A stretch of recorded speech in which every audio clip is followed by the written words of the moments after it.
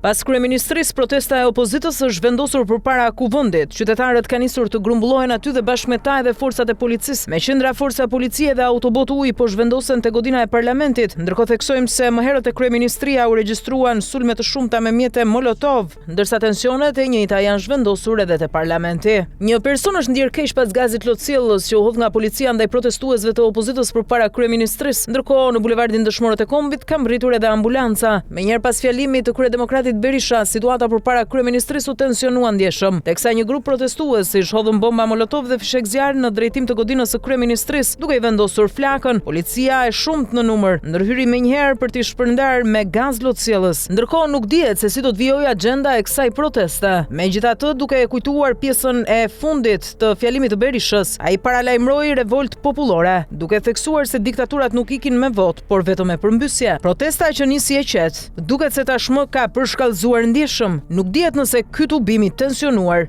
do të mbyllet në ambientet e parlamentit, që për opozitarët protestues i përket narkoshtetit, apo do të vijojë më tej. Pamjet që vijnë nga terreni, si në ambientet e kryeministrisë ashtu edhe të parlamentit, janë shqetësuese për një përshkallëzim edhe më tej të protestës.